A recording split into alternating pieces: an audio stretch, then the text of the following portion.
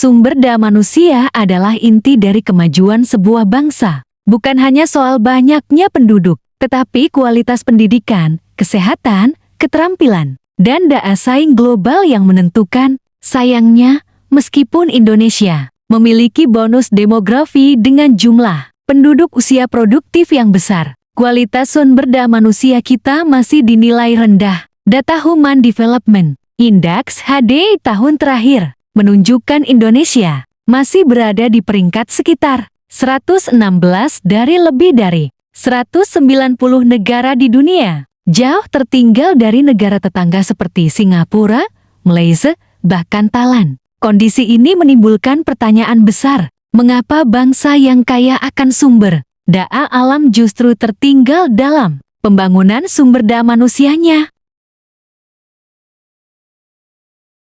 Fakta di lapangan menunjukkan bahwa masih banyak anak Indonesia yang tertinggal dalam kualitas pendidikan dasar, gizi, hingga akses kesehatan. Tingkat literasi masih rendah dibanding negara lain. Survei PISA, misalnya, menempatkan Indonesia di peringkat bawah dalam kemampuan membaca, matematika, dan sains. Selain itu, angka stunting yang cukup tinggi di beberapa wilayah menjadi indikator bahwa permasalahan kualitas sumber daya manusia bukan hanya soal pendidikan, melainkan juga kesehatan sejak dini. Jika generasi muda tidak sehat, kurang gizi, dan tidak mendapatkan pendidikan yang layak, maka sulit bagi mereka untuk bersaing di era global yang penuh dengan persaingan, teknologi, dan keterampilan.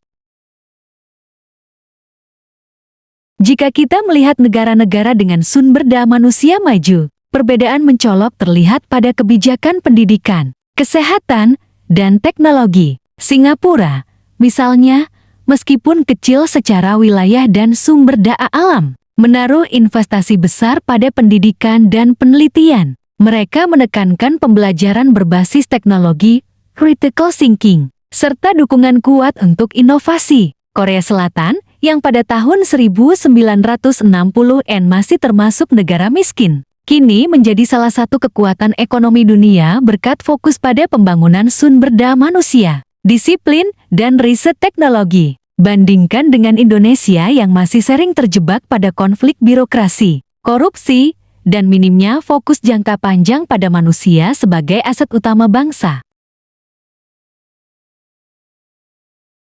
Ada beberapa faktor mendasar yang menyebabkan rendahnya kualitas sumber daya manusia Indonesia. Pertama, sistem pendidikan yang lebih menekankan hafalan dibandingkan kreativitas dan pemecahan masalah. Kedua, akses pendidikan dan kesehatan yang tidak merata, terutama di daerah-daerah terpencil. Ketiga, rendahnya investasi pemerintah dan swasta dalam riset serta pengembangan. Keempat, mentalitas sebagian masyarakat yang masih belum menempatkan pendidikan sebagai prioritas utama. Semua ini diperparah dengan masalah korupsi yang membuat anggaran pembangunan sumber daya manusia sering bocor di jalan. Jika faktor-faktor ini tidak segera dibenahi, maka potensi bonus demografi yang kita miliki bisa berubah menjadi bencana demografi.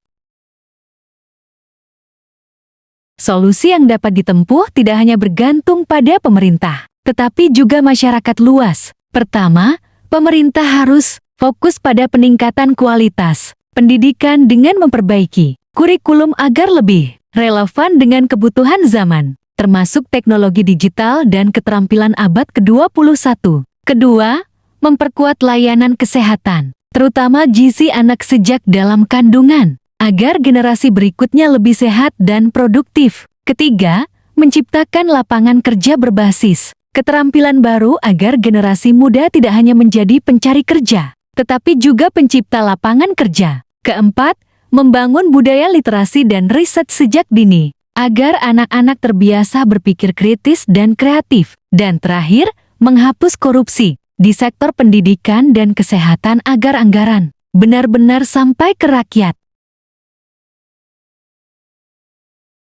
Indonesia adalah bangsa yang besar dengan jumlah penduduk produktif yang luar biasa. Namun, jumlah besar saja tidak cukup jika tidak diiringi kualitas yang baik. Kita harus belajar dari negara lain bahwa kunci kemajuan bukan terletak pada melimpahnya sumber daya alam, melainkan pada kualitas manusia yang mengelola sumber daya tersebut. Harapan ke depan, setiap anak Indonesia, tanpa memandang latar belakang, dapat memiliki kesempatan yang sama untuk tumbuh sehat, cerdas, dan produktif. Jika kita serius membenahi pendidikan, kesehatan, dan budaya kerja, maka bukan tidak mungkin Indonesia akan menjadi salah satu negara dengan sumber daya manusia terkuat di dunia. Mari kita jadikan pembangunan manusia sebagai investasi terbesar bagi bangsa. Karena dari manusia yang berkualitas, lahirlah bangsa yang benar-benar merdeka dan maju.